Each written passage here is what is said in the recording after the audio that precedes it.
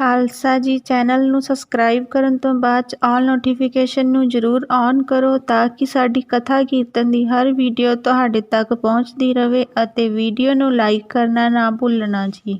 ਪਰਮ ਸਨਮਾਨ ਆਵਰ ਸਾਹਿਬੇ ਕਮਾਲ बारगाहे इनायत के मालक कलयुगी जीवों के उद्धार करता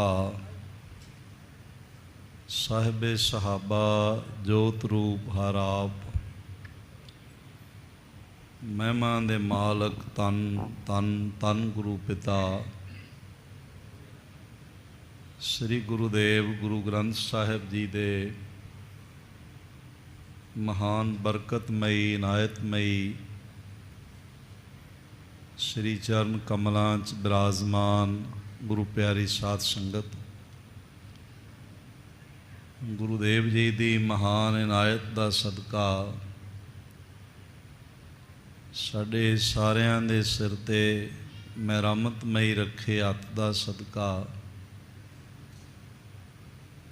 जीवन का अज का दिन भी प्राप्त होया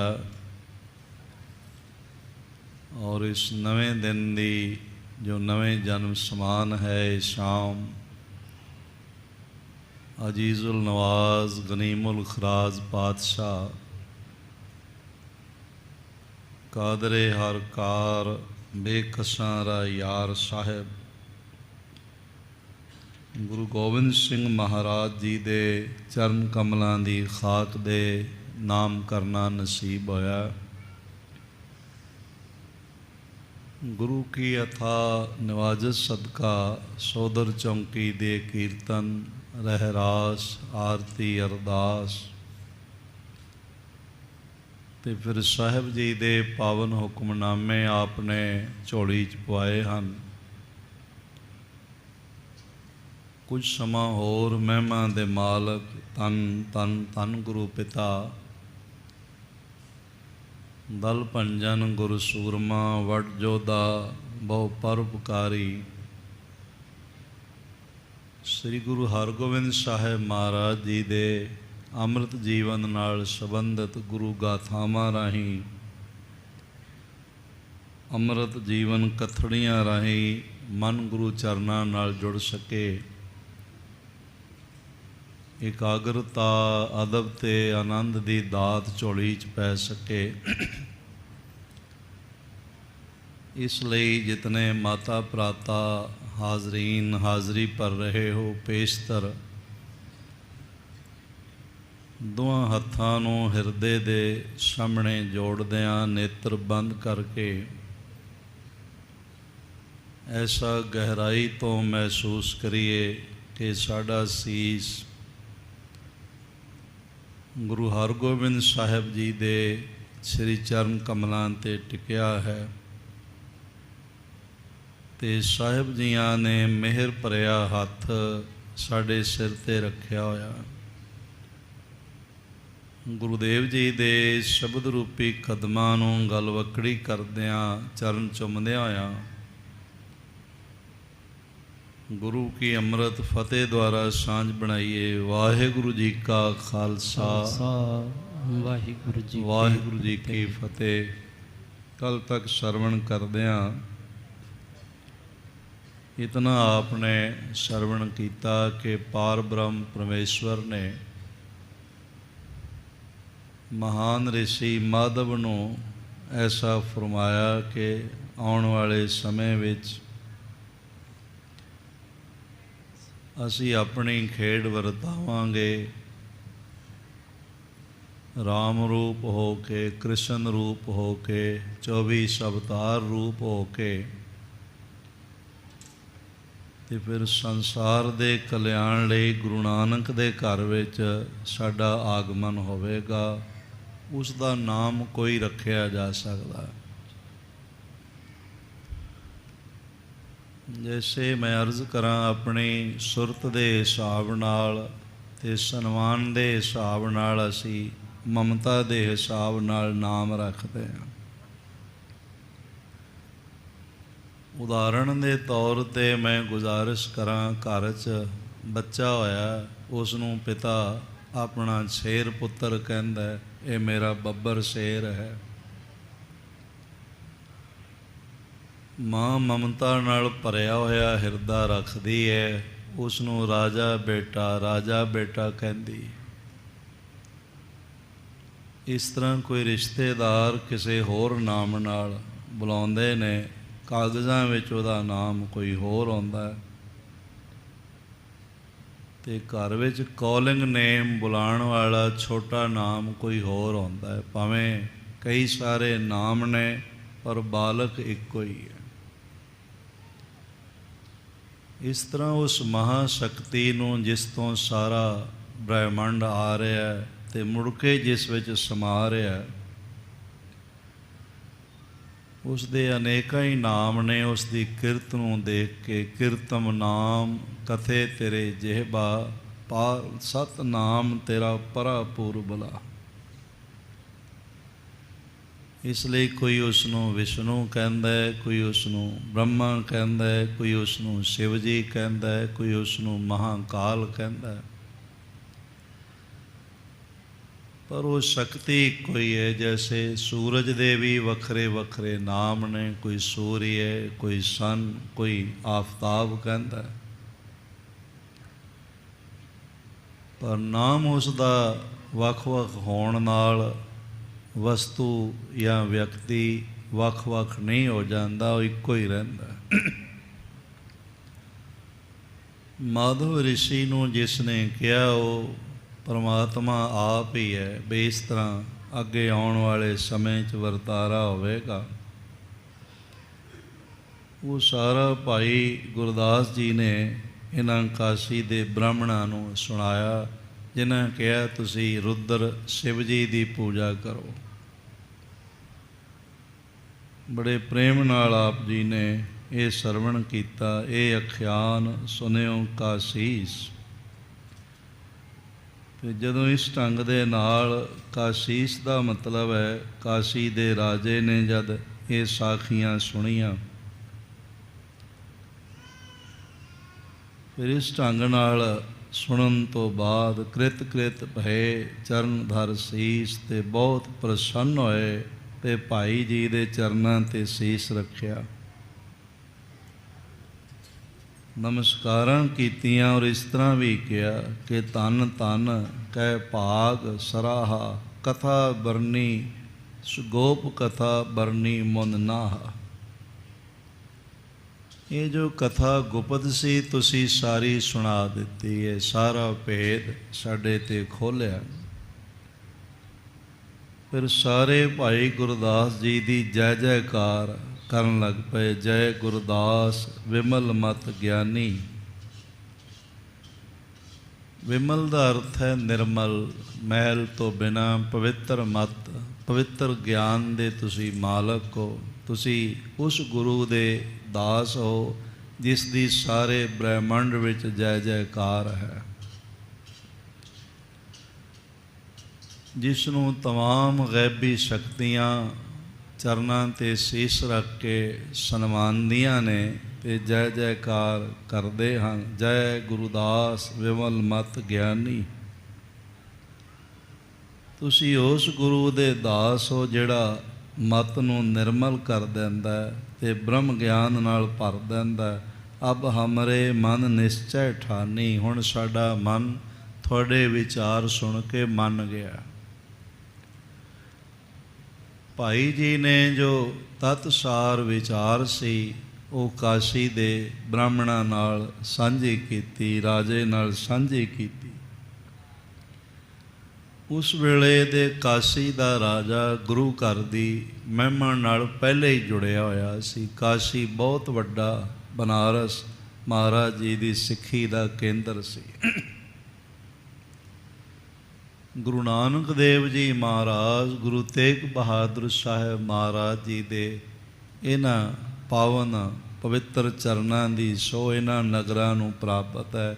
ਪ੍ਰਯਾਗਰਾਜ, ਕਾਸ਼ੀ, ਇਹ ਸਾਰੇ ਨਗਰਾਂ 'ਚ ਮਹਾਰਾਜ ਜੀ ਨੇ ਚਰਨ ਪਾਏ। ਅੱਜ ਵੀ ਜਦ ਅਸੀਂ ਜਾਂਦੇ ਹਾਂ ਅਤੇ ਬਨਾਰਸ 'ਤੇ ਲਾਗੇ ਹੀ प्रयागराज जो मुगल सराय आदक इलाहाबाद आदक शहर ने,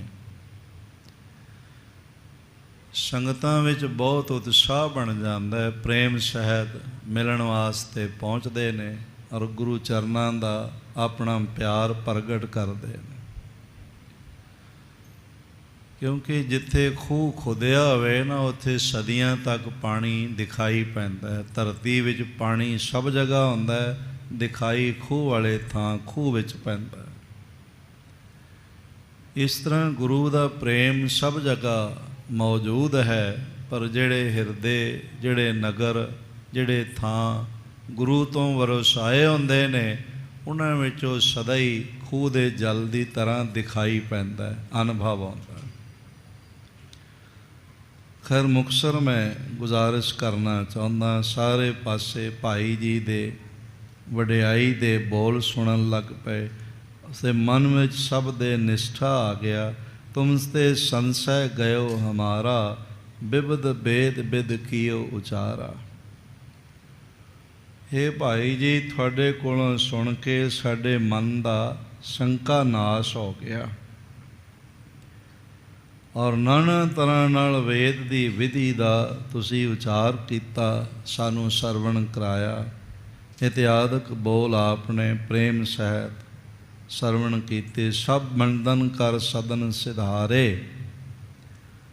पी महिमा गुरुदास उदारे। गुरु दे दास दी वड्डी महिमा, वड्डी वडियाई बनारस विच होई, महान प्रकांड विद्वानां विच होई और उच्च कोटि दे महान विद्वानां ने भाई जी नूं सजदा कीता, नमस्कारां कीतियां।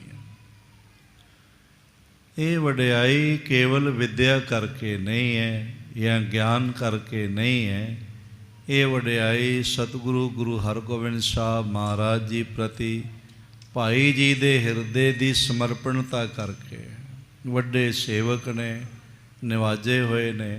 बस थोड़ा जिहा एक प्याज दे छिलके जितना लेस मात्र किधरे हौमे दा बीज सी, उसनूं महाराज नाश करन वास्ते उन्होंने सांग वरता दिता, रजतपण मोहरां दियां ठीकरियां बना दित्तियां। क्योंकि भाई साहब, भाई बहलो जी, भाई भगतू जी, भाई जेठा जी और भाई गुरदास जी आदि के बैठे सन ते बार बार ये जिक्र चल रहा सी बई गुरु दी माया बहुत प्रबल है, इस तो बचना औखा। ते भाई जी ने कहा जे सिख सिदकी होवे फिर कोई औखा नहीं है। जे गुरु सांग वरत्या सिख सिदक ना हारे। सिख सिदकी होवे, भरोसे वाला होवे ते फिर माया कुछ बिगाड़ नहीं सकती।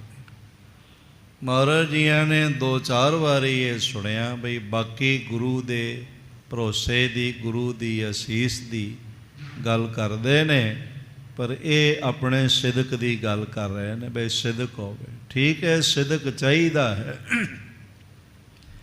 पर कला सिदक पार नहीं उतारदा।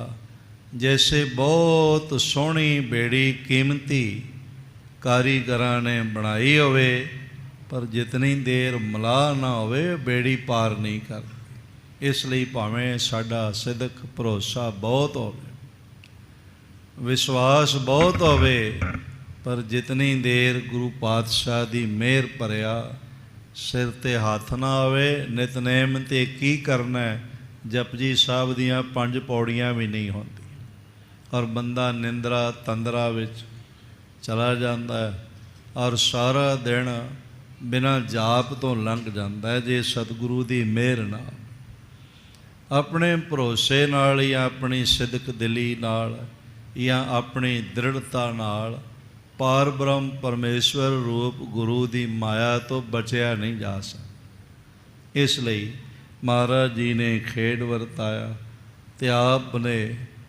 काबुल घोड़े खरीदण भेजिया ते उत्थे ऐन मौके ते रजतपण ते मोहरां दी जगह ठीकरियां दिखाई पईयां। भाई जी तंबू फाड़ के ते पिछों दी निकल आए भी हुण फस जावांगा। ਹੁਣ ਕੀ ਕਰਾਂ, ਪਤਾ ਨਹੀਂ ਉਹ ਰਜਤਪਣ ਮੋਹਰਾਂ ਕਿੱਥੇ ਗਈਆਂ ਤੇ ਹੁਣ ਕਿਸ ਨੇ ਠੀਕਰੀਆਂ ਪਾ ਦਿੱਤੀਆਂ ਨੇ।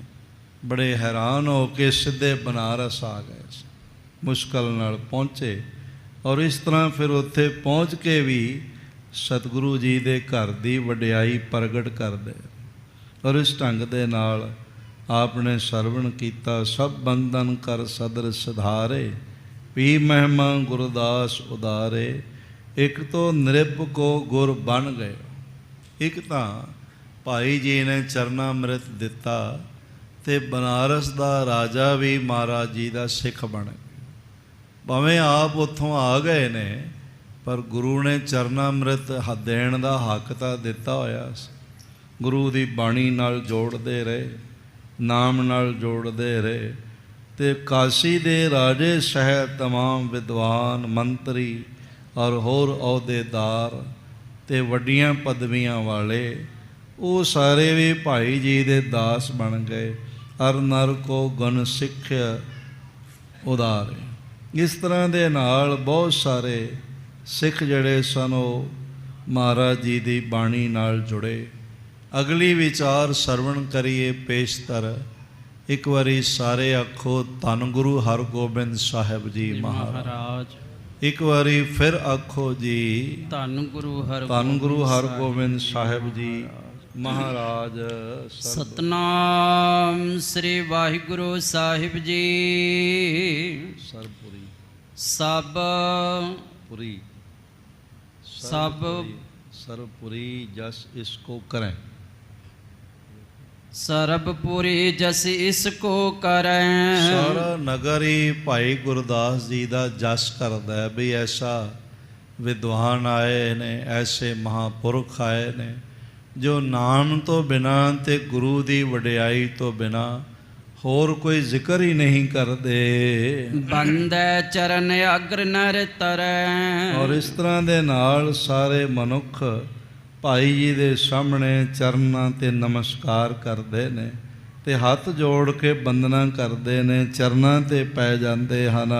ਗੁਰੂ ਗੁਰੂ ਸਭ ਨਾਮ ਉਚਾਰੈ। ਇਹ ਸਾਰੇ ਬਨਾਰਸ ਸ਼ਹਿਰ ਵਿੱਚ ਹੋਰ ਮੰਤਰਾਂ ਤੋਂ ਇਲਾਵਾ ਜੋ ਮੰਤਰ ਉਹ ਪੜ੍ਹਦੇ ਹੋਣਗੇ ਪਹਿਲਾਂ ਉਹ ਵੀ ਪੜ੍ਹਦੇ ਹੋਣ ਤੇ ਨਾਲ ਸਾਰੇ ਗੁਰੂ ਵਾਹਿਗੁਰੂ ਵਾਹਿਗੁਰੂ ਵਾਹਿਗੁਰੂ ਸਾਰਾ ਬਨਾਰਸ ਜਪਣ ਲੱਗ ਪਿਆ।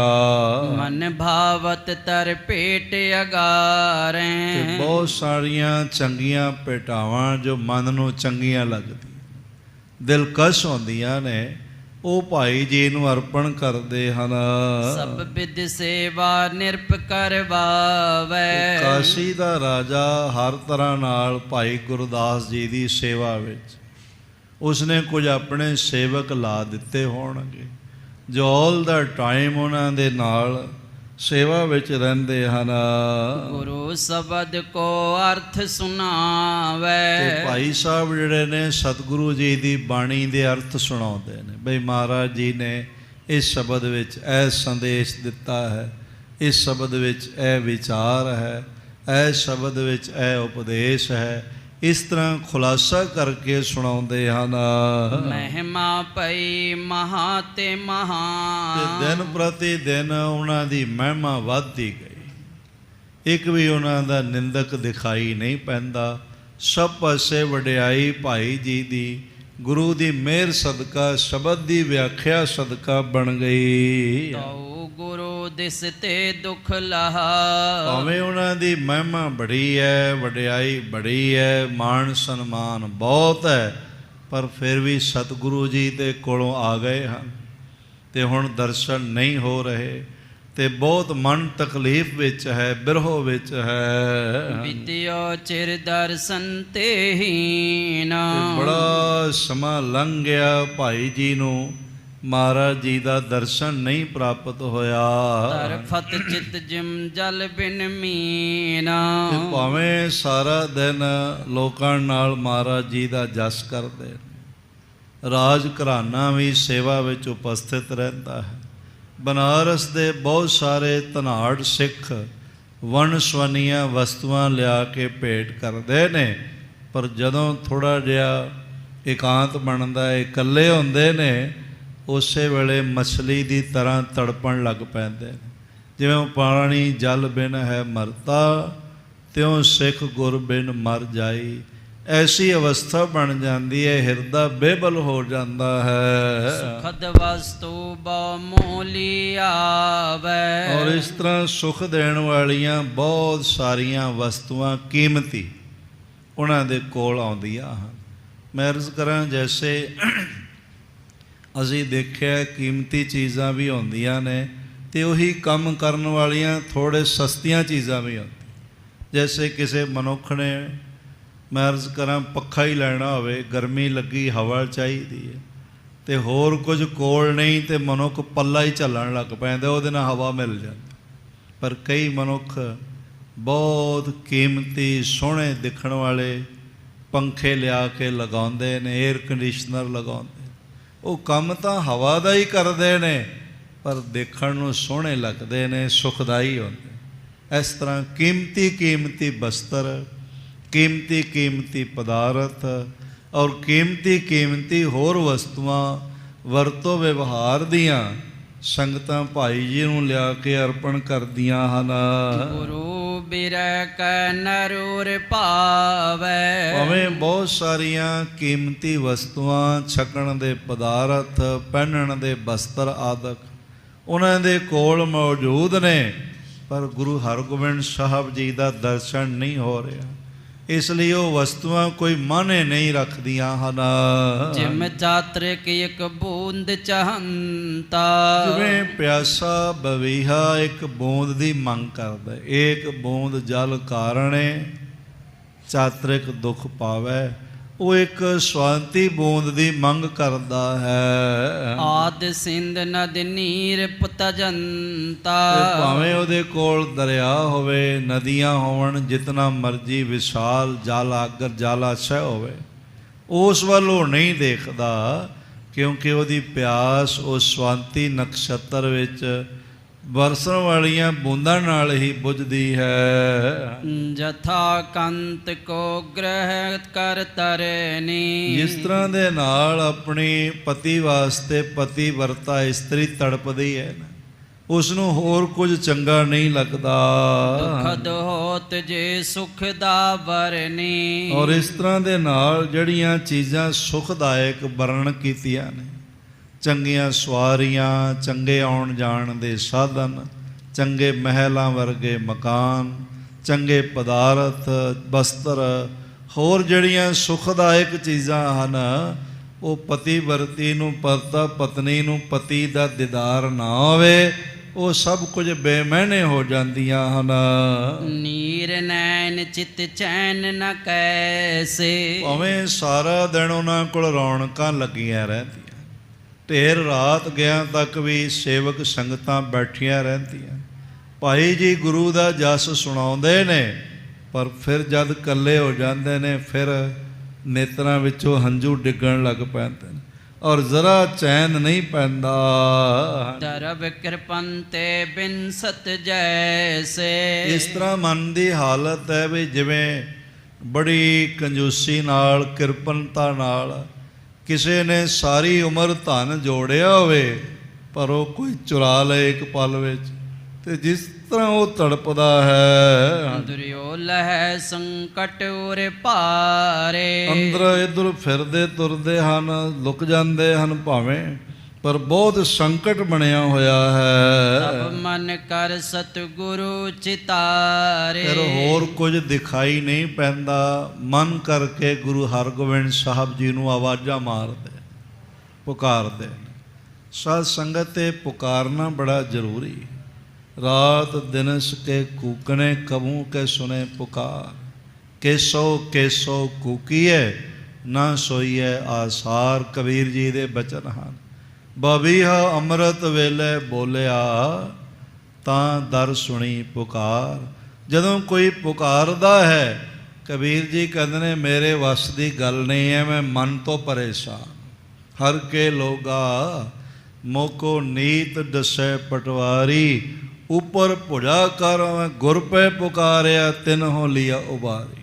ਕਹਿੰਦੇ ਨੇ ਮੈਂ ਬਾਹਾਂ ਉੱਚੀਆਂ ਕਰਕੇ, ਖੜੀਆਂ ਕਰਕੇ ਭਾਵ ਕੰਪਲੀਟਲੀ ਸਰੈਂਡਰ ਹੋ ਕੇ ਆਪਣੇ ਗੁਰੂ ਨੂੰ ਕਿਹਾ, ਹੈ ਮੇਰੇ ਗੁਰੂ, ਮੇਰੇ ਵੱਸ ਦੀ ਗੱਲ ਨਹੀਂ ਹੈ, ਮਨ ਰੋਜ਼ ਮੈਨੂੰ ਤੰਗ ਕਰਦਾ, ਰੋਜ਼ ਨਵੀਆਂ ਨਵੀਆਂ ਖੇਡਾਂ ਖੇਡਦਾ, ਇਸ ਕਰਕੇ ਮੈਨੂੰ ਬਚਾ ਲਵੋ, ਮੇਰੇ ਤੇ ਕਿਰਪਾ ਕਰ ਦੇਵੋ। हे ਗੁਰੇ ਅੰਤਰ ਜਾਮੀ ਸੁਭਾਮੀ। ਇਹ ਗੁਰੂ ਪਾਤਸ਼ਾਹ ਤੁਸੀਂ ਅੰਤਰ ਦੀ ਮਾਂ ਜਾਣਦੇ ਹੋ ਤੇ ਹਰ ਬ੍ਰਹਿਮੰਡ ਦੇ ਸਵਾਮੀ ਮਾਲਕ ਹੋ। ਭਗਸਤ ਸਦਾ ਸੇਵਕਨ ਖਾਮੀ। ਆਪ ਵੱਡੇ ਦਿਆਲੂ ਵੀ ਹੋ, ਸੇਵਕਾਂ ਦੀਆਂ ਖਾਮੀਆਂ ਕਮੀਆਂ ਅਵਗੁਣ ਬਖਸ਼ ਦਿੰਦੇ ਹੋ। ਦੀਨ ਦਇਆਲ ਗਰੀਬ ਨਿਵਾਜਾ। ਦੀਨਾਂ ਤੇ ਸਦਾ ਹੀ ਦਇਆ ਕਰਨ ਵਾਲੇ ਹੋ ਤੇ ਨਿਮਾਣਿਆਂ ਨਿਤਾਣਿਆਂ ਗਰੀਬਾਂ ਨੂੰ ਨਿਵਾਜਣ ਵਾਲੇ ਹੋ। ਨਾਮ ਕਹੈ ਇਮਰੰਕ ਕੇ ਰਾਜਾ। ਇਹ ਸਤਿਗੁਰੂ ਪਾਤਸ਼ਾਹ ਨਾਮ ਕਹੇ ਇਮਰੰਕ ਕੇ ਰਾਜਾ। ਭਾਵੇਂ ਰਾਜਾ ਹੋਵੇ ਭਾਵੇਂ ਰੰਕ ਹੋਵੇ, ਤੁਸੀਂ ਸਭ ਨੂੰ ਹੀ ਨਿਵਾਜ ਲੈਂਦੇ ਹੋ। ਸਿਮਰਨ ਕਰੋ ਹਕਾਰੋ ਮੋਹੀ। ਮਹਾਰਾਜ ਸੱਚੇ ਪਾਤਸ਼ਾਹ ਮੈਂ ਆਪ ਜੀ ਨੂੰ ਯਾਦ ਕਰਦਾ ਹਾਂ, ਆਪ ਕਿਰਪਾ ਕਰੋ ਤੇ ਮੈਨੂੰ ਆਪਣੇ ਦਰਸ਼ਨ ਲਈ ਬੁਲਾ ਲਓ। ਨਹੀਂ ਆਪ ਤੇ ਆਵਨ ਹੋਈ। ਸੱਚੇ ਪਾਤਸ਼ਾਹ ਮੈਂ ਆਪਣੇ ਆਪ ਨਹੀਂ ਆ ਸਕਦਾ, ਮੇਰੇ ਕੋਲ ਬਲ ਨਹੀਂ, ਸਮਰੱਥਾ ਨਹੀਂ, ਮਨ ਭੈ ਭੀਤ ਹੈ, ਤੁਹਾਡੇ ਕੋਲ ਮੈਂ ਨਹੀਂ ਪਹੁੰਚ ਸਕਦਾ, ਆਪ ਕਿਰਪਾ ਕਰੋ ਤੇ ਮੈਨੂੰ ਬੁਲਾ ਲਵੋ। ਸੱਚ ਜਾਣਨਾ ਅੱਜ ਵੀ ਜਿਹੜੇ ਗੁਰਸਿੱਖ ਨੇ ਨਾ ਅਰਦਾਸਾਂ ਕਰਦੇ, ਮੈਨੂੰ ਬਹੁਤ ਸਾਰੇ ਸੱਜਣਾਂ ਦੇ ਫੋਨ ਆਉਂਦੇ ਨੇ ਵੀ ਗੁਰੂ ਗੋਬਿੰਦ ਸਿੰਘ ਮਹਾਰਾਜ ਸਾਡੇ ਤੇ ਕਿਰਪਾ ਕਰਨ ਤੇ ਪਟਨਾ ਸਾਹਿਬ ਆਪਣੇ ਘਰ ਦੀਦਾਰ ਲਈ ਬੁਲਾ ਲੈਣ। ਮਹਾਰਾਜ ਮੇਰੇ ਤੇ ਮਿਹਰ ਕਰ ਦੇਵਣ, ਬਖਸ਼ਿਸ਼ ਕਰ ਦੇਵਣ। ਹਿਰਦਾ ਤੜਪਦਾ ਹੈ, ਹਿਰਦਾ ਜਿਹੜਾ ਹੈ ਨਾ ਉਹ ਗੁਰੂ ਦੀ ਭਾਵਨਾ ਵਿੱਚ ਲੀਨ ਹੋਇਆ ਹੋਵੇ ਤੇ ਹਉ ਰਹਿ ਨਾ ਸਕਾਂ ਬਿਨ ਦੇਖੇ ਪ੍ਰੀਤਮਾ, ਮੈਂ ਨੀਰ ਵਹਿ ਚੱਲੇ ਜੀਓ। ਇਸ ਤਰ੍ਹਾਂ ਦੀ ਬਿਰਹਣੀ ਅਵਸਥਾ ਬਣ ਜਾਂਦੀ ਹੈ ਹਿਰਦੇ ਦੀ। ਨਹੀਂ ਦਾਸ ਕੇ ਵਸ ਕਿਸ ਭਾਂਤੀ। ਇਹ ਸੱਚੇ ਪਾਤਸ਼ਾਹ ਮੇਰੀਆਂ ਪੇਰੀਆਂ ਦੇ ਦਾਤੇ ਸਤਿਗੁਰੂ ਜੀ, ਮੇਰੇ ਗਰੀਬ ਸਿੱਖ ਦੇ ਵੱਸ ਦੀ ਕੋਈ ਗੱਲ ਨਹੀਂ ਹੈ, ਆਪ ਮੈਨੂੰ ਬੁਲਾ ਲਵੋ। ਆਪ ਹੋ ਸਮਰੱਥ ਬਖਿਆਤੀ। ਫਿਰ ਇਹ ਤਾਂ ਮਹਾਰਾਜ ਜੀ ਸਾਰੇ ਤਿੰਨਾਂ ਲੋਕਾਂ ਵਿੱਚ ਗੱਲ ਪ੍ਰਸਿੱਧ ਹੈ ਕਿ ਆਪ ਹਰ ਤਰ੍ਹਾਂ ਨਾਲ ਸਮਰੱਥ ਹੋ, ਹਰ ਤਰ੍ਹਾਂ ਨਾਲ ਕਲਾ ਵਰਤਾਉਣ ਦੇ ਯੋਗ ਹੋ। ਜਿਮ ਚਾਓ ਤਿਮ ਰਚੋ ਗੁਸਾਈ। ਜਿਸ ਤਰ੍ਹਾਂ ਆਪ ਚਾਹੋ ਇਹ ਜਗਤ ਦੇ ਮਾਲਕ ਉਸ ਤਰ੍ਹਾਂ ਹੀ ਕਰ ਸਕਦੇ ਹੋ। ਬਿਗਰੇ ਸੁਧਰੈ ਸੁਧ ਵਿਗਾਰਹਿ। ਬਿਗਰਾਹੀ ਇਸ ਤਰ੍ਹਾਂ ਦੇ ਨਾਲ ਜਿਹੜਾ ਵਿਗੜਦਾ ਹੋਵੇ ਉਹਨੂੰ ਸੁਧਾਰ ਸਕਦੇ, ਔਰ ਜਿਹੜਾ ਵਿਗੜਦਾ ਹੋਵੇ ਉਹਦੀ ਸ਼ੁੱਧੀ ਕਰ ਸਕਦੇ ਹੋ, ਭਾਵ ਹਰ ਤਰ੍ਹਾਂ ਨਾਲ ਆਪ ਸਮਰੱਥ ਹੋ। ਮੈਂ ਬੇਨਤੀ ਕਰ ਕਵਿਤ ਬਣਾਈ। ਇਸ ਤਰ੍ਹਾਂ ਬੇਨਤੀ ਰੂਪ ਵਿੱਚ ਭਾਈ ਜੀ ਨੇ ਕੁਝ ਕਵਿਤ ਵੀ ਲਿਖੇ ਹਨ ਜੋ ਬ੍ਰਿਜ ਭਾਸ਼ਾ ਵਿੱਚ ਹਨ। ਗੁਰੂ ਧਿਆਨ ਕਰ ਦੇਤ ਸੁਨਾਈ। ਤੇ ਜੇ ਕੋਈ ਆਉਂਦਾ ਹੈ ਤੇ ਗੁਰੂ ਹਰਗੋਬਿੰਦ ਸਾਹਿਬ ਜੀ ਦੇ ਚਰਨਾਂ ਦਾ ਧਿਆਨ ਕਰਕੇ ਉਹਨਾਂ ਦੇ ਚਰਨਾਂ 'ਚ ਬੇਨਤੀ ਕਰਦੇ ਨੇ ਤੇ ਅਗਲਾ ਵੀ ਸੁਣਦਾ ਹੈ, ਉਹਨੂੰ ਵੀ ਸੁਣਾਉਂਦੇ ਹਨ। ਕਵਿਤ ਗਾਏ ਸੁਤ ਜੈਸੇ ਮੇਲ ਮਾਤ ਮਨ ਚਾਹੇ ਐਸ। ਇਸ ਤਰ੍ਹਾਂ ਦੇ ਨਾਲ ਜਿਵੇਂ ਗਊ ਨੂੰ ਵਛੜਾ ਚਾਹੁੰਦਾ ਹੈ ਨਾ, ਮਿਲ ਕੇ ਪ੍ਰਸੰਨਤਾ ਹੁੰਦੀ ਹੈ, ਇਸ ਤਰ੍ਹਾਂ ਗੁਰੂ ਜੀ ਵਾਸਤੇ ਮਨ ਜਿਹੜਾ ਉਹਨਾਂ ਦਾ ਤੜਪਦਾ ਹੈ। ਉਹਦੇ ਬਿਲ ਲਾਏ ਗਰ ਬੰਧਨ ਬਸਾਏ ਨਾ। ਬੜਾ ਉਛਲਦਾ ਹੈ, ਬੜੀਆਂ ਛਲਾਂਗਾਂ ਲਗਾਉਂਦਾ ਕਿਲੇ ਤੇ। ਵੱਛਾ ਬੱਝਿਆ ਹੋਇਆ ਵੀ ਮਾਂ ਦੇ ਅਸਥਨ ਪਾਨ ਕਰਾਂ, ਮਾਂ ਦੇ ਕੋਲ ਪਹੁੰਚ ਜਾਵਾਂ, ਪਰ ਗਲ ਵਿੱਚ ਚੌਂਕੇ ਰੱਸਾ ਪਿਆ ਹੁੰਦਾ ਤੇ ਇਸ ਕਰਕੇ ਬੱਝਿਆ ਹੋਣ ਕਰਕੇ ਉਹ ਤੜਪ ਸਕਦਾ ਹੈ ਪਰ ਮਾਂ ਤੱਕ ਨਹੀਂ ਪਹੁੰਚ ਸਕਦਾ। ਜੈਸੇ ਤੋ ਬਿਗਾਰ ਨਿਜ ਧਾਮ ਕੋ ਪਧਾਰ ਚਾਹੇ। ਜਿਵੇਂ ਕਿਸੇ ਮੁਲਕ ਵਿੱਚ ਬੇਗਾਨੇ ਵਿੱਚ ਕੋਈ ਬੇਗਾਰੀ ਫੜਿਆ ਗਿਆ ਹੋਵੇ, ਗੁਲਾਮ ਦੀ ਤਰ੍ਹਾਂ ਉਹ ਕੰਮ ਕਰ ਰਿਹਾ ਹੋਵੇ ਤੇ ਦਿਨ ਰਾਤ ਤੜਪੇ ਬਈ ਮੈਂ ਆਪਣੇ ਘਰ ਜਾਵਾਂ। ਜਾਨ ਪਰਾਧੀਨ ਚਿੰਤ ਚਿਤਵਤ ਜਾਏ ਨਾ। ਭਾਵੇਂ ਚਿਤਵਦਾ ਰਹਿੰਦਾ ਆਪਣੇ ਘਰ ਜਾਵਾਂ ਪਰ ਪਰਾਧੀਨ ਹੋਇਆ ਹੁੰਦਾ। ਪਰਾਧੀਨ ਸੁਪਨੇ ਸੁਖ ਨਹੀਂ, ਤੜਪਦਾ ਰਹਿੰਦਾ ਪਰ ਜਾ ਨਹੀਂ ਸਕਦਾ।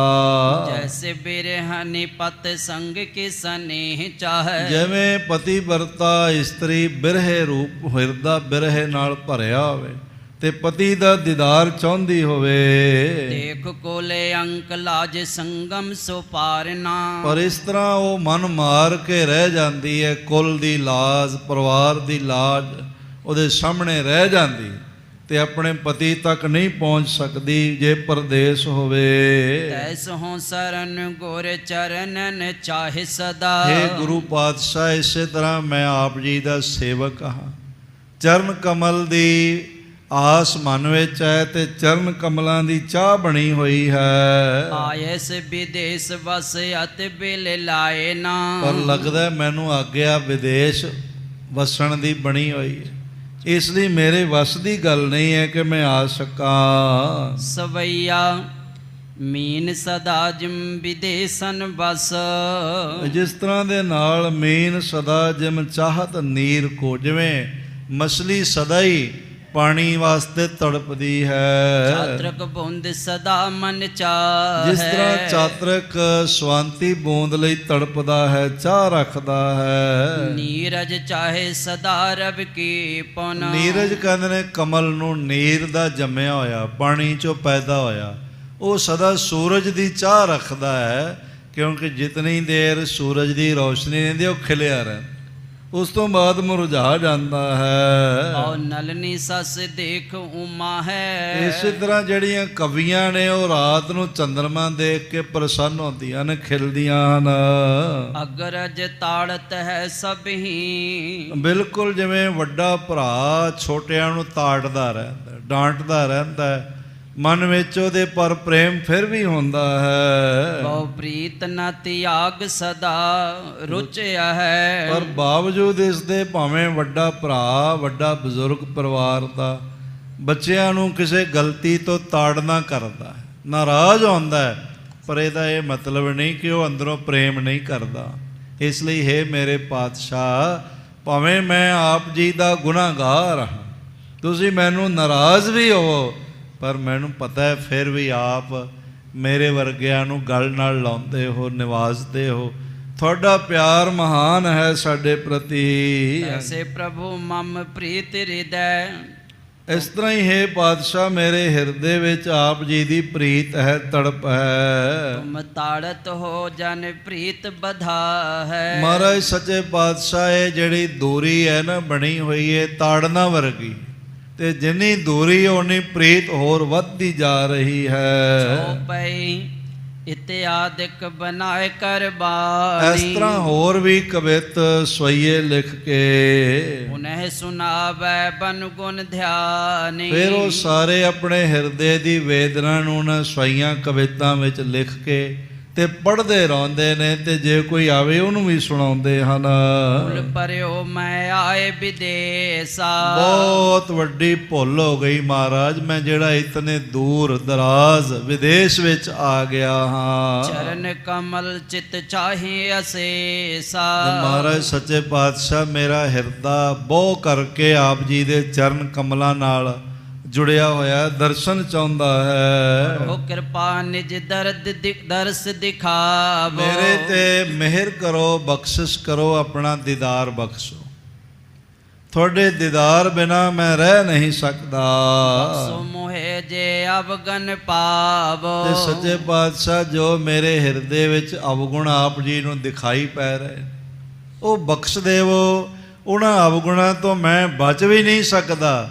ਜੇ ਆਪ ਬਖਸ਼ਿਸ਼ ਕਰੋ ਤਾਂ ਹੀ ਬਖਸ਼ਿਆ ਜਾ ਸਕਦਾ ਹਾਂ। ਏਕਾਂਤੇ ਬਿਨਤੀ ਕਰੈ। ਔਰ ਇਸ ਤਰ੍ਹਾਂ ਦੇ ਨਾਲ ਜਦ ਵੀ ਇਕਾਂਤ ਬੈਠਦੇ ਨੇ, ਅੰਮ੍ਰਿਤ ਵੇਲਾ ਹੁੰਦਾ ਹੈ ਜਾਂ ਕੋਈ ਕੋਲ ਨਹੀਂ ਹੁੰਦਾ, ਤੇ ਇਸ ਤਰ੍ਹਾਂ ਬੇਨਤੀ ਅਰਦਾਸਾਂ ਕਰਨ ਲੱਗ ਪੈਂਦੇ ਹਨ। ਧਿਆਨ ਹਿਰਦੈ ਨਿਸਵਾ ਸੁਰ ਧਰੈ। ਤੇ ਦਿਨ ਰਾਤ ਮਹਿਮਾ ਦੇ ਮਾਲਕ ਦਲ ਭੰਜਨ ਗੁਰੂ ਸੂਰਮਾ ਗੁਰੂ ਹਰਗੋਬਿੰਦ ਸਾਹਿਬ ਪਰਉਪਕਾਰੀ ਸਤਿਗੁਰੂ ਜੀ ਦੇ ਚਰਨ ਕਮਲਾਂ ਦਾ ਧਿਆਨ ਕਰ ਰਹੇ ਹਨ।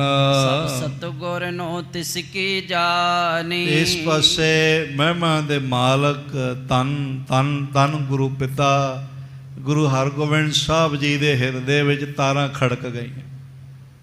ਉਹ ਸਭ ਜਾਣ ਗਏ ਕਿ ਇਹ ਹਾਲਤ ਬਣੀ ਹੋਈ ਹੈ। ਜੋ ਗਰਭ ਅਬ ਪਾ ਨਿਰਮਾਨੀ, ਇਹ ਵੀ ਉਹਨਾਂ ਨੇ ਆਪਣੀ ਮਹਾਨ ਆਤਮ ਦ੍ਰਿਸ਼ਟੀ ਨਾਲ ਦੇਖ ਲਿਆ ਵੀ ਜਿਹੜਾ ਮਾੜਾ ਜਿਹਾ ਲੇਸ ਮਾਤਰ ਸੀ ਨਾ ਵੀ ਸਿੱਖ ਦਾ ਸਿਦਕ ਹੀ ਸਭ ਕੁਝ, ਉਹ ਹੁਣ ਭਾਵ ਖਤਮ ਹੋ ਗਿਆ ਹੈ। ਦਿਨ ਬੈਠੇ ਵਿੱਚ ਦੀਵਾਨ, ਦਿਨ ਰਾਤ ਹੁਣ ਪਾਤਸ਼ਾਹ ਭਾਈ ਗੁਰਦਾਸ ਨੂੰ ਯਾਦ ਕਰਦੇ, ਜਿਉਂ-ਜਿਉਂ ਉਹਨਾਂ ਦੇ ਅੱਖਾਂ 'ਚੋਂ ਆਂਸੂ ਡੁੱਲਦੇ ਨੇ, ਹਿਰਦਾ ਬੇਬਲਤਾ ਨਾਲ ਭਰ ਜਾਂਦਾ। ਕੁਝ ਭੋਜਨ ਆਦਿਕ ਵੀ ਚੰਗਾ ਨਹੀਂ ਲੱਗਦਾ, ਕਿਸੇ ਨਾਲ ਮਿਲਣਾ ਵੀ ਚੰਗਾ ਨਹੀਂ ਲੱਗਦਾ, ਕੋਈ ਪਦਾਰਥ ਵੀ ਚੰਗੇ ਨਹੀਂ ਲੱਗਦੇ, ਤੇ ਮਨ ਆਲ ਦਾ ਟਾਈਮ ਉਦਾਸੀ ਨਾਲ ਭਰਿਆ ਰਹਿੰਦਾ। ਇਸ ਤਰ੍ਹਾਂ ਇੱਧਰ ਗੁਰੂ ਹਰਗੋਬਿੰਦ ਸਾਹਿਬ ਮਹਾਰਾਜ ਵੀ ਬਾਰ-ਬਾਰ ਗੱਲ-ਗੱਲ ਤੇ ਯਾਦ ਕਰਦੇ ਹਨ। ਸਭਨ ਸੁਨਾਵਤ ਕੀਨ ਵਖਾਨ, ਇੱਕ ਦਿਨ ਮਹਾਰਾਜ ਦੀਵਾਨ ਵਿੱਚ ਬਿਰਾਜੇ ਸਨ ਤੇ ਸਾਰਿਆਂ ਨੂੰ ਸੁਣਾ ਕੇ ਆਖਿਆ, ਇਸ ਕਾਰਨ ਤੇ ਗਾ ਗੁਰਦਾਸ, ਭਾਈ ਬਹਿਲੋ ਜੀ, ਭਾਈ ਬਿਧੀ ਚੰਦ ਜੀ, ਭਾਈ ਜਿਹੜੇ ਹੋਰ ਨਾਲ ਬੈਠੇ ਹੋਏ ਸਨ, ਭਾਈ ਭਗਤੂ ਜੀ ਆਦਿਕ, ਉਹਨਾਂ ਸਾਰਿਆਂ ਨੂੰ ਮਹਾਰਾਜ ਜੀ ਨੇ ਪੁੱਛਿਆ ਬਈ ਕੀ ਕਾਰਨ ਹੋ ਗਿਆ, ਭਾਈ ਗੁਰਦਾਸ ਕਿੱਥੇ ਚਲੇ ਗਏ ਹਨ ਤੇ ਕਿਉਂ ਚਲੇ ਗਏ ਹਨ। ਖਰੀਦਨੇ ਪਹੁੰਚਿਓ ਪਾਸ, ਘੋੜੇ ਤਾਂ ਖਰੀਦ ਕੇ ਭੇਜ ਦਿੱਤੇ ਪਰ ਆਪ ਨਹੀਂ ਆਏ। ਕਹਾਂ ਗਇਓ ਕੋ ਸੁਧ ਨ ਆਈ, ਚੋਰ ਬਣ ਕੇ ਕਿਤੇ ਨਿਕਲ ਗਏ ਨੇ, ਸਾਨੂੰ ਕੋਈ ਖਬਰ ਹੀ ਨਹੀਂ ਲੱਗੀ ਬਈ ਕਿੱਥੇ ਹੈਗੇ ਹਨ। ਵਿਗਾੜ ਹੋਇਓ ਕਿਸ ਥਾਈ, ਕੀ ਵਿਗਾੜ ਪੈ ਗਿਆ, ਕਿਸ ਥਾਂ ਪੈ ਗਿਆ ਜਿਸ ਕਰਕੇ ਭਾਈ ਜੀ ਕਿਧਰੇ ਗੁਪਤ ਹੋ ਗਏ ਹਨ। ਘਰ ਸਗਰੀ ਵੈਸ ਬਿਤਾਈ, ਹੁਣ ਗੁਰੂ ਘਰ ਵਿੱਚ ਸਾਰੀ ਉਮਰ ਗੁਜ਼ਾਰੀ ਹੈ, ਵੱਡੀਆਂ ਸੇਵਾਵਾਂ ਕੀਤੀਆਂ ਹਨ, ਸੁਮਤ ਪ੍ਰਵੀਨ ਹੋਤੇ ਬਹੁ ਤੇ ਪਾਈ, ਬਹੁਤ ਸੁਮਤਵਾਨ ਤੇ ਵਿਦਿਆ ਵਿੱਚ ਪ੍ਰਵੀਨ ਹਨ ਭਾਈ ਗੁਰਦਾਸ ਜੀ। ਨਾ ਮਿਲੇ ਕਿਉਂ ਆਨ ਪਧਾਰਾ, ਔਰ ਇਸ ਤਰ੍ਹਾਂ ਦੇ ਨਾਲ ਸਾਨੂੰ ਬਿਨਾਂ ਮਿਲਿਆ ਹੋਇਆ ਹੀ ਹੋਰ ਕਿਤੇ ਕਿਉਂ ਚਲੇ ਗਏ ਹਨ, ਪਤਾ ਨਹੀਂ ਲੱਗ ਰਿਹਾ। ਭਾਵੇਂ ਮਹਾਰਾਜ ਸਭ ਜਾਣਦੇ ਨੇ ਪਰ ਇਸ ਤਰ੍ਹਾਂ ਕਹਿ ਰਹੇ ਹਨ। ਮਨੈ ਕਿਸ ਪਰਤ ਕਛੂ ਚਾਰਾ, ਔਰ ਫਿਰ ਇਸ ਢੰਗ ਨਾਲ ਆਖਣ ਲੱਗੇ, ਬੜਾ ਸੋਹਣਾ ਭਾਈ ਸਾਹਿਬ ਜੀ ਨੇ ਲਿਖਿਆ ਹੈ ਕਿ ਹਮ ਨੇ ਕਿਸ ਪ੍ਰਤੀ ਕਛੂ ਉਚਾਰਾ, ਅਸੀਂ ਵੀ ਕਿਸੇ ਨਾਲ ਕੁਝ ਨਹੀਂ ਆਖਿਆ ਵੀ ਕਿਉਂ ਗਿਆ, ਕੀ ਕਾਰਨ ਹੈ, ਅਸੀਂ ਕਦੀ ਉਹਨੂੰ ਕੁਝ ਕਿਹਾ ਹੀ ਨਹੀਂ ਹੈ। ਕਿਤ ਸੁਧ ਕਿਸਨੇ ਸੁਣੀ ਸੁਨਾ, ਹਾਂ ਭਾਈ ਬਹਿਲੋ ਜੀ ਆਦਿਕ ਗੁਰਸਿੱਖਾਂ ਵੱਲ ਦੇਖ ਕੇ ਮਹਾਰਾਜ ਜੀ ਨੇ ਫਰਮਾਇਆ ਵੀ ਕਿਸੇ ਨੇ ਭਾਈ ਗੁਰਦਾਸ ਦੀ ਕੋਈ ਖਬਰ ਸੁਣੀ ਹੈ ਤੇ ਸਾਨੂੰ ਦੱਸੋ। ਕਿਉਂ ਗਮਨਿਓ ਥਿਰ ਕਹਾਂ ਬਤਾਵੋ, ਕਿਤੇ ਚਲੇ ਗਏ ਨੇ, ਕਿਤੇ ਟਿਕੇ ਹੋਏ ਨੇ, ਸਾਨੂੰ ਦੱਸੋ। ਵਿਧੀ ਚੰਦ ਜੇਠਾ ਦਿਕ ਪਾਸ, ਬਹਾਦਰ ਬਾਬਾ ਬਿਧੀ ਚੰਦ ਸਾਹਿਬ ਤੇ ਭਾਈ ਜੇਠਾ ਆਦਿਕ ਗੁਰਸਿੱਖ ਜਿਵੇਂ ਆਪ ਸਾਰੇ ਮਹਾਰਾਜ ਜੀ ਦੇ ਕੋਲ ਬੈਠੇ ਹੋ, ਇਸ ਤਰ੍ਹਾਂ ਬੈਠੇ ਹਨ। ਬੋਲੇ ਹੱਥ ਜੋੜੇ ਅਰਦਾਸ, ਸਾਰਿਆਂ ਨੇ ਹੱਥ ਜੋੜੇ ਤੇ ਬੇਨਤੀਆਂ ਕੀਤੀਆਂ। ਸਭ ਸੁਨ ਭੂਤ ਭਵਿਖ ਅਰ ਵਰਤਮਾਨ, ਬੇਨਤੀਆਂ ਕੀਤੀਆਂ ਮਹਾਰਾਜ ਜੀ ਭੂਤ ਕਾਲ, ਭਵਿਸ਼ ਕਾਲ ਤੇ ਵਰਤਮਾਨ ਕਾਲ, ਮਾਜ਼ੀ ਹਾਲ ਮੁਸਤਕਬਿਲ, ਸਾਰਾ ਆਉਣ ਜਾਣ ਵਾਲਾ ਤੇ ਮੌਜੂਦਾ ਸਮੇਂ ਬਾਰੇ ਆਪ ਨੂੰ ਸੋਝੀ ਹੈ। ਰਾਵਰ ਉਰ ਗਿਆਤਾ ਸਭ ਥਾਨ, ਮਹਾਰਾਜ ਸਾਰਾ ਬ੍ਰਹਿਮੰਡ ਆਪ ਜੀ ਦੀ ਨਜ਼ਰ ਵਿੱਚ ਹੈ, ਆਪ ਸਭ ਕੁਝ ਹਰ ਥਾਂ ਬਾਰੇ ਜਾਣਦੇ ਹੋ। ਜਾਨੋ ਆਪ ਗਇਓ ਕਿਸ ਹੇਤ, ਮਹਾਰਾਜ ਸੱਚੇ ਪਾਤਸ਼ਾਹ ਕਿਸ ਵਾਸਤੇ ਭਾਈ ਗੁਰਦਾਸ ਜੀ ਗਏ ਨੇ, ਆਪ ਅੰਤਰਯਾਮੀ ਹੋ, ਜਾਣਦੇ ਹੋ। ਕਹਾਂ ਜਾਏ ਬਸ ਕਰੇ ਤੇ ਨਿਕੇਤ, ਕਿੱਥੇ ਜਾ ਕੇ ਉਹਨਾਂ ਨੇ ਘਰ ਬਣਾ ਲਿਆ, ਨਿਵਾਸ ਕਰ ਲਿਆ, ਇਹ ਵੀ ਆਪ ਜੀ ਨੂੰ ਭਲੀ ਭਾਂਤ ਪਤਾ ਹੈ। ਸੁਨ ਸਤਗੁਰ ਤਬ ਤੂੰ ਸਨ ਭੈ, ਸਾਹਿਬ ਗੁਰੂ ਹਰਗੋਬਿੰਦ ਸਾਹਿਬ ਜੀਆਂ ਨੇ ਕੋਈ ਜਵਾਬ ਨਹੀਂ ਦਿੱਤਾ ਉਸ ਵੇਲੇ ਤੇ ਖਾਮੋਸ਼ ਹੋ ਗਏ ਹਨ। ਅਗਲੇ ਦਿਵਸ ਸਭਾ ਥਿਰ ਥੈ, ਅਗਲੇ ਦਿਨ ਫਿਰ ਮਹਾਰਾਜ ਸੱਚੇ ਪਾਤਸ਼ਾਹ ਦੀਵਾਨ ਵਿੱਚ ਆ ਕੇ ਬਿਰਾਜੇ, ਸਭਾ ਲੱਗੀ ਹੋਈ ਸੀ। ਪ੍ਰੇਮ ਬਦੈ ਗੁਰਦਾਸ ਜਿਉ ਜਿਉ, ਭਾਈ ਸਾਹਿਬ ਲਿਖਦੇ ਨੇ ਵੀ ਜਿਵੇਂ ਜਿਵੇਂ ਭਾਈ ਗੁਰਦਾਸ ਦੇ ਹਿਰਦੇ 'ਚ ਪ੍ਰੇਮ ਜਿਹੜਾ ਉਹ ਛਾਲੇ ਮਾਰ ਰਿਹਾ, ਪਲ ਪਲ ਉਹਨਾਂ ਦਾ ਲੰਘਣਾ ਔਖਾ ਹੈ, ਨੇਤਰ ਸੇਜਲ ਹਨ, ਕੰਠ ਅਵਰੋਧ ਹੈ, ਤੇ ਬਿਰਹਨੀ ਵਰਗੀ ਹਾਲਤ ਬਣੀ ਹੋਈ ਹੈ, ਜਿਵੇਂ ਜਿਵੇਂ ਗੁਰ ਚਿਤ ਖਿਚਤ ਹੋਤ ਹੈ ਤਿਉ ਤਿਉ। ਤੇ ਬਿਲਕੁਲ ਉਸੇ ਤਰ੍ਹਾਂ ਗੁਰੂ ਹਰਗੋਬਿੰਦ ਜੀ ਦਾ ਹਿਰਦਾ ਵੀ ਖਿੱਚਿਆ ਜਾ ਰਿਹਾ, ਉਸ ਵਿੱਚ ਕਸ਼ਿਸ਼ ਬਣਦੀ ਜਾ ਰਹੀ। ਆਪ ਦੂਰ ਦਰਾਜ਼ ਮੁਲਕਾਂ ਵਿੱਚ, ਵੱਖ-ਵੱਖ ਪ੍ਰਦੇਸ਼ਾਂ ਵਿੱਚ, ਵਿਦੇਸ਼ਾਂ ਵਿੱਚ ਬੈਠੇ ਹੋ, ਜਿਉਂ-ਜਿਉਂ ਤੁਹਾਡਾ ਮਨ ਪਟਨਾ ਸਾਹਿਬ ਜੀ ਦੇ ਦੀਦਾਰ ਲਈ ਬੈਰਾਗਵਾਨ ਹੋ ਰਿਹਾ ਨਾ, ਤੜਪ ਵੱਧਦੀ ਜਾ ਰਹੀ ਹੈ, ਕਸ਼ਿਸ਼ ਵੱਧਦੀ ਜਾ ਰਹੀ ਹੈ, ਉਸੇ ਤਰ੍ਹਾਂ ਗੁਰੂ ਗੋਬਿੰਦ ਸਿੰਘ ਮਹਾਰਾਜ ਵੀ ਤੁਹਾਨੂੰ ਯਾਦ ਕਰਦੇ ਪਏ, ਔਰ ਤੁਹਾਡੇ ਲਈ ਉਹਨਾਂ ਦੇ ਮਨ ਵਿੱਚ ਵੀ ਕਸ਼ਿਸ਼ ਹੈ।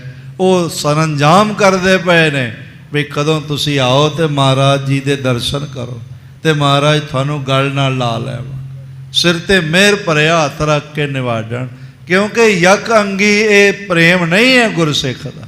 ਸਾਜ ਕਹੋ ਸੁਨ ਲਿਓ ਸਭ ਹੈ, ਜਿਨ ਪ੍ਰੇਮ ਕੀਓ ਤੇ ਨਹੀਂ ਪ੍ਰਭ ਪਾਇਓ। ਜੇ ਸਿੱਖ ਦਾ ਪ੍ਰੇਮ ਇੱਕ ਬੂੰਦ ਦੀ ਤਰ੍ਹਾਂ ਹੈ ਤੇ ਗੁਰੂ ਪਾਤਸ਼ਾਹ ਦਾ ਪ੍ਰੇਮ ਮਹਾਸਾਗਰ ਦੀ ਤਰ੍ਹਾਂ। ਇਸ ਲਈ ਜਿਤਨਾ ਆਪ ਮਹਾਰਾਜ ਜੀ ਦੇ ਦੀਦਾਰ ਲਈ ਤੜਪਦੇ ਹੋ, ਉਸ ਨਾਲੋਂ ਕਰੋੜਾਂ ਗੁਣਾ ਵੱਧ ਕਸ਼ਿਸ਼ ਸਤਿਗੁਰੂ ਜੀ ਪਾਤਸ਼ਾਹ ਦੇ ਹਿਰਦੇ 'ਚ ਤੁਹਾਡੇ ਵਾਸਤੇ ਹੈ। ਇਸ ਲਈ ਅਰਦਾਸਾਂ ਕਰੋ ਵੀ ਮਹਾਰਾਜ ਜਲਦੀ ਜਲਦੀ ਕਲਾ ਵਰਤਾਉਣ ਤੇ ਦੀਦਾਰ ਪ੍ਰਾਪਤ ਹੋਵੇ। ਬਿਨਾ ਪਠੇ ਨਰੂਰੇ ਅਕੁਲਾਏ। ਤੇ ਮਨ ਵਿੱਚ ਸੋਚਦੇ ਆ ਨਾ ਬਈ ਕੋਈ ਨਾ ਕੋਈ ਬੰਦਾ ਭੇਜੀਏ।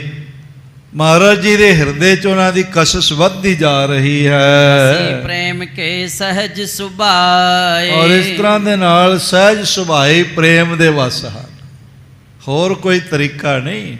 ਸਾਧ ਸੰਗਤ, ਇੱਕ ਪ੍ਰੇਮ ਹੀ ਐਸਾ ਹੈ ਜਿਹੜਾ ਗੁਰੂ ਨੂੰ ਸਿੱਖ ਦੇ ਵਸ ਵਿੱਚ ਕਰ ਦਿੰਦਾ, ਤੇ ਗੁਰੂ ਨੂੰ ਜੋ ਸਿੱਖ ਕਹਿੰਦਾ ਹੈ ਉਹ ਤਤਕਾਲ ਪੂਰਾ ਕਰ ਦਿੰਦਾ। ਜੋ ਜੋ ਕਹੇ ਠਾਕੁਰ ਪਹਿ ਸੇਵਕ, ਤਤਕਾਲ ਹੋਇਆ ਵੈ। ਭਾਈ ਗੁਰਦਾਸ ਜੀ ਦਾ ਮਨ ਵੀ ਬੇਬਲਤਾ ਨਾਲ ਭਰਿਆ ਹੈ, ਤੇ ਇਧਰ ਗੁਰੂ ਹਰਗੋਬਿੰਦ ਸਾਹਿਬ ਵੀ ਪਲ ਪਲ ਯਾਦ ਫਰਮਾ ਰਹੇ ਹਨ। ਬਿਨਾ ਪਠੇ ਨਰੂਰੇ ਅਕੁਲਾਏ। ਮਨ ਵਿੱਚ ਇਹ ਹੈ ਵੀ ਛੇਤੀ ਕਿਸੇ ਨੂੰ ਭੇਜੀਏ। ਬਸੀ ਪ੍ਰੇਮ ਕੇ ਸਹਿਜ ਸੁਭਾਏ। ਸਹਿਜ ਸੁਭਾਏ ਸਿੱਖ ਦੇ ਪ੍ਰੇਮ ਦੇ ਵਸੀਭੂਤ ਹੋਏ ਹੋਏ ਹਨ।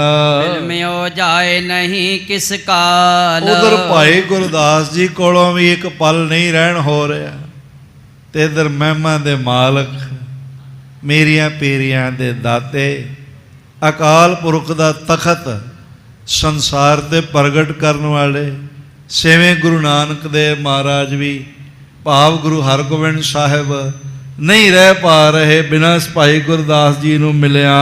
ਭਾਈ ਪ੍ਰੇਮ ਕੀ ਖੈਂਚ ਵਿਸਾਲ। ਦੋਹਾਂ ਪਾਸਿਆਂ ਤੋਂ ਹੀ ਪ੍ਰੇਮ ਦੀ ਖਿੱਚ ਬਹੁਤ ਬਣੀ ਹੋਈ ਹੈ। ਠਟਿਓ ਕੇ ਤੱਕ ਦਿਨ ਔਰ। ਭਾਵੇਂ ਚਾਹੁੰਦੇ ਨੇ ਵੀ ਕੁਝ ਹੋਰ ਦਿਨ ਬੀਤ ਜਾਵਣ, ਪਰ ਉਹ ਨਟਰਿਓ ਜਾਤ ਸੁਖ ਠੌਰ। ਸਾਰੇ ਸੁੱਖਾਂ ਦਾ ਘਰ ਗੁਰੂ ਹਰਗੋਬਿੰਦ ਸਾਹਿਬ ਜੀ ਕੋਲੋਂ ਹੁਣ ਭਾਈ ਗੁਰਦਾਸ ਜੀ ਨੂੰ ਦਰਸ਼ਨ ਦੇਣ ਤੋਂ ਬਿਨਾਂ ਰਿਹਾ ਨਹੀਂ ਜਾ ਰਿਹਾ।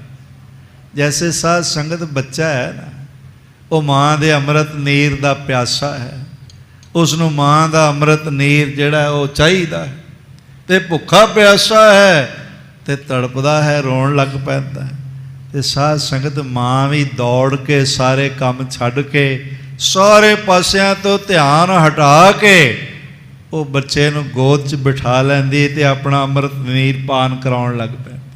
ਐਸੇ ਤਰ੍ਹਾਂ ਗੁਰੂ ਪਾਤਸ਼ਾਹ ਵੀ ਨੇ, ਜਦੋਂ ਕੋਈ ਸਿੱਖ ਪ੍ਰੇਮ ਨਾਲ ਯਾਦ ਕਰਦਾ ਹੈ, ਅਰਦਾਸਾਂ ਕਰਦਾ ਹੈ, ਪ੍ਰਾਰਥਨਾਵਾਂ ਕਰਦਾ ਹੈ, ਔਰ ਹਿਰਦੇ ਦੀ ਤੜਪ ਬਣ ਜਾਂਦੀ ਹੈ, ਤੇ ਫਿਰ ਸਤਿਗੁਰੂ ਵੀ ਸਾਧਨ ਬਣਾ ਦਿੰਦੇ ਨੇ ਆਪਣੇ ਸਿੱਖ ਨੂੰ ਆਪਣੇ ਦੀਦਾਰ ਦਾ। ਪਠਨ ਹੇਤ ਮਾਨਵ ਤਤਕਾਲ। ਉਸੇ ਵੇਲੇ ਮਹਾਰਾਜ ਜੀ ਇੱਕ ਬੰਦੇ ਨੂੰ ਭੇਜਣ ਵਾਸਤੇ ਦੀਨਸ ਤਿਆਰੀ ਗੁਰੂ ਕਿਰਪਾਲ। ਕਿਰਪਾ ਦੇ ਮਹਾਸਾਗਰ, ਦਇਆ ਦੇ ਘਰ ਗੁਰੂ ਹਰਗੋਬਿੰਦ ਸਾਹਿਬ ਜੀ ਨੇ ਮਨ ਵਿੱਚ ਤਿਆਰੀ ਕਰ ਲਈ ਹੈ ਵੀ ਕਿਸੇ ਨੂੰ ਭੇਜ ਕੇ ਬੁਲਾ ਲੈਂਦੇ ਹਾਂ। ਦੋਹਰਾ ਪ੍ਰੇਮ ਮਹਾ ਗੁਰਦਾਸ ਕੋ ਖੈਂਚ ਲੀਨ ਗੁਰਤੀਤ। ਭਾਈ ਸਾਹਿਬ ਲਿਖਦੇ ਨੇ ਕਿ ਪ੍ਰੇਮ ਮਹਾਨ ਹੈ ਭਾਈ ਗੁਰਦਾਸ ਜੀ ਦਾ, ਜਿਨ੍ਹਾਂ ਦੇ ਪ੍ਰੇਮ ਨੇ ਅਨੰਤ ਬ੍ਰਹਿਮੰਡਾਂ ਦੇ ਮਾਲਕ ਗੁਰੂ ਹਰਗੋਬਿੰਦ ਸਾਹਿਬ ਜੀ ਦਾ ਹਿਰਦਾ ਖਿੱਚ ਲਿਆ। ਛੋਟੀ ਗੱਲ ਤਾਂ ਨਹੀਂ।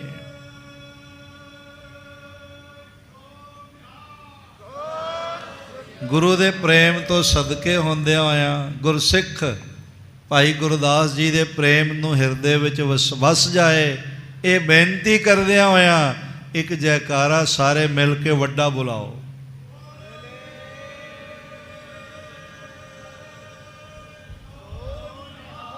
ਸਤਿ ਸ੍ਰੀ ਅਕਾਲ। ਮੈਂ ਝਟਪਟ ਕਹਿ ਦਿੱਤਾ, ਸਾਰਿਆਂ ਨੂੰ ਨਹੀਂ ਪਤਾ ਲੱਗਿਆ ਵੀ ਮੈਂ ਕੀ ਕਿਹਾ।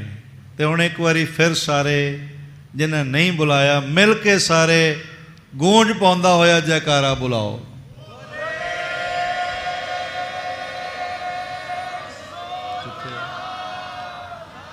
ਇਸ ਤਰ੍ਹਾਂ ਸਤਿਗੁਰੂ ਪਾਤਸ਼ਾਹ ਗੁਰੂ ਹਰਗੋਬਿੰਦ ਸਾਹਿਬ ਮਹਾਰਾਜ ਜੀ ਦਾ ਹਿਰਦਾ ਭਾਈ ਗੁਰਦਾਸ ਜੀ ਵੱਲੋਂ ਪ੍ਰੇਮ ਤਰੰਗਾਂ ਜੋ ਭੇਜੀਆਂ ਜਾ ਰਹੀਆਂ, ਉਹਨਾਂ ਕਰਕੇ ਆਪਣੇ ਸਿੱਖ ਵੱਲ ਖਿੱਚਿਆ ਗਿਆ ਹੈ। ਹਰਿਓ ਤਿਆਰ ਤਵ ਮੇਵਰੋ। ਇਸ ਤਰ੍ਹਾਂ ਦੇ ਨਾਲ ਭਾਈ ਸਾਹਿਬ ਜੀ ਦੇ ਪ੍ਰੇਮ ਵਾਸਤੇ ਮਹਾਰਾਜ ਜੀਆਂ ਨੇ ਉਹਨੂੰ ਨਾਲ ਦਰਸ਼ਨ ਦੇਣ ਵਾਸਤੇ ਕਰਿਓ ਤਿਆਰ ਤਬ ਮੇਵਰੋ ਪੁਣ ਪਰਖਣ ਕੀ ਰੀਤ। ਫਿਰ ਇੱਕ ਰੀਤ ਨਾਲ ਹੋਰ ਪਰਖ ਵਾਸਤੇ ਪਾ ਦਿੱਤੀ, ਇੱਕ ਮੇਵੜਾ ਅਰਦਾਸੀਆ ਖਾਸ ਸਿੱਖ ਭੇਜ ਵੀ ਦਿੱਤਾ ਹੈ, ਪਰ ਨਾਲ ਇੱਕ ਫਿਰ ਕਸਵੱਟੀ ਲਾ ਦਿੱਤੀ ਹੈ। ਜੋ ਪਈ ਲਿਖਿਓ ਹੁਕਮਨਾਮਾ ਤਬ ਐਸੇ। ਮਹਾਰਾਜ ਸੱਚੇ ਪਾਤਸ਼ਾਹ ਜੀ ਨੇ ਆਪਣੇ ਦਸਤੇ ਮੁਬਾਰਕ ਨਾਲ ਇਸ ਤਰ੍ਹਾਂ ਕਾਸ਼ੀ ਦੇ ਰਾਜੇ ਪ੍ਰਤੀ ਹੁਕਮਨਾਮਾ ਲਿਖ ਦਿੱਤਾ। ਵਰਣਨ ਕਰੋ ਸੁਣਾਵੋ ਤੈਸੇ। ਭਾਈ ਸਾਹਿਬ ਕਹਿੰਦੇ ਨੇ ਮੈਂ ਉਹ ਸਾਰਾ ਵਰਣਨ ਕਰਕੇ ਤੁਹਾਨੂੰ ਸੁਣਾਉਂਦਾ ਹਾਂ। ਕਾਸ਼ੀ ਇਸ ਗੁਰੂ ਸਿੱਖ ਸੁਣੀਐ। ਕਾਸ਼ੀ ਦੇ ਰਾਜੇ ਨੂੰ ਮੁਖਾਤਬ ਹੁੰਦਿਆਂ ਕਿਹਾ, ਤੂੰ ਗੁਰੂ ਕਾ ਸਿੱਖ ਹੈ, ਸੁਣ ਧਿਆਨ ਨਾਲ। ਡਿਗ ਚੋਰ ਗੁਰੂ ਕੋ ਜਨੀਐ। ਤੇ ਤੇਰੇ ਕੋਲ ਤੇਰੇ ਨਗਰ ਵਿੱਚ ਗੁਰੂ ਨਾਨਕ ਦੇ ਘਰ ਦਾ ਇੱਕ ਚੋਰ ਹੈਗਾ। ਇਹ ਕਸਵੱਟੀ ਨਾਲ ਪਾ ਦਿੱਤੀ ਹੈ। ਪਾਸ ਕਰੈ ਕਾਸੀ ਮੈਂ ਸੋਏ। ਉਹ ਕਿਧਰੇ ਕਾਸ਼ੀ ਵਿੱਚ ਹੀ ਨਿਵਾਸ ਕਰਦਾ ਹੋਵੇਗਾ, ਬਨਾਰਸ ਵਿੱਚ।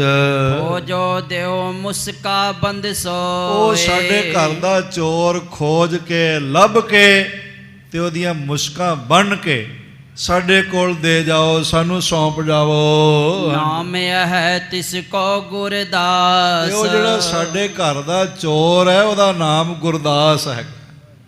ਇਹ ਨਾਲ ਕਸਵੱਟੀ ਰੱਖ ਦਿੱਤੀ, ਅੱਗੇ ਖੁਲਾਸਾ ਹੋਵੇਗਾ। ਕਰ ਕੈ ਕੈਦ ਪਠੋ ਹਮ ਪਾਸ। ਉਹ ਭਾਈ ਗੁਰਦਾਸ ਨਾਮ ਦਾ ਜਿਹੜਾ ਸਾਡਾ ਚੋਰ, ਇਹਨੂੰ ਕੈਦ ਕਰ ਲਓ ਤੇ ਮੁਸ਼ਕਾਂ ਬੰਨ ਕੇ ਸਾਡੇ ਕੋਲ ਭੇਜ ਦੇਵੋ। ਤਬ ਹੋਏ ਗੁਰ ਕੀ ਖੁਸ਼ੀ ਵਿਸਾਲਾ। ਇਹ ਕਾਸ਼ੀ ਦੇ ਰਾਜਾ ਕਾਸ਼ੀਧੀਸ਼, ਜੇ ਤੂੰ ਇਸ ਤਰ੍ਹਾਂ ਕਰੇਗਾ, ਸਾਡੇ ਚੋਰ ਨੂੰ ਲੱਭ ਕੇ ਉਹਦੀਆਂ ਮੁਸ਼ਕਾਂ ਬੰਨ ਕੇ ਸਾਡੇ ਕੋਲ ਭੇਜੇਗਾ, ਤੇ ਸਾਡੀ ਤੇਰੇ ਤੇ ਬਹੁਤ ਖੁਸ਼ੀ ਹੋਵੇਗੀ। ਹੋ ਜੋ ਚੋਰ ਪਠੋ ਤਤਕਾਲਾ। ਸਾਧ ਸੰਗਤ ਗੁਰੂ ਸਾਹਿਬ ਕਿਸੇ ਨੂੰ ਕਹਿ ਦੇਣ ਕਿ ਤੂੰ ਇਹ ਕੰਮ ਕਰ ਦੇ ਤੇ ਸਾਡੀ ਤੇਰੇ ਤੇ ਬਹੁਤ ਖੁਸ਼ੀ ਹੋਵੇ, ਤੇ ਅਗਲਾ ਤੇ ਮੈਂ ਅਰਜ਼ ਕਰਾਂ ਰਾਤ ਵੀ ਨਾ ਸੋਵੇਂ, ਦਿਨੇ ਵੀ ਨਾ ਬੈਠੇ, ਲੱਭਣ ਲੱਗ ਪਏਗਾ। ਤੇ ਕੰਮ ਮਾਮੂਲੀ ਜਿਹਾ ਹੈਗਾ, ਕੋਈ ਬਹੁਤ ਵੱਡਾ ਰਾਜੇ ਵਾਸਤੇ ਥੋੜੀ। ਇਸ ਲਈ ਇਹ ਰਾਜੇ ਨੂੰ ਮਹਾਰਾਜ ਜੀਆਂ ਨੇ ਲਿਖਿਆ ਹੈ। ਉਹ ਹੁਕਮਨਾਮਾ ਤਬ ਗਇਓ। ਆਖਿਆ ਝਟਪਟ ਸਾਡਾ ਚੋਰ ਫੜ ਕੇ ਮੁਸ਼ਕਾਂ ਬੰਨ ਕੇ ਸਾਡੇ ਕੋਲ ਭੇਜ ਦੇਵੋ। ਇਹ ਹੁਕਮਨਾਮਾ ਲੈ ਕੇ ਸਿੱਖ ਮੇਵੜਾ ਆ ਪਹੁੰਚਿਆ।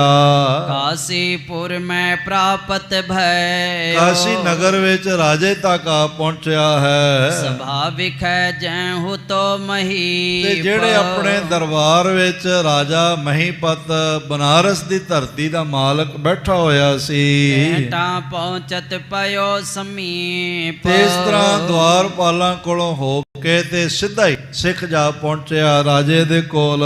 ਦਿਓ ਹੁਕਮਨਾਮਾ ਨਿਰਪਚੀਨਾ। ਤੇ ਰਾਜੇ ਨੂੰ ਹੁਕਮਨਾਮਾ ਦੇ ਦਿੱਤਾ ਗੁਰੂ ਹਰਗੋਬਿੰਦ ਸਾਹਿਬ ਜੀ, ਤੇ ਰਾਜੇ ਨੇ ਪਛਾਣ ਲਿਆ।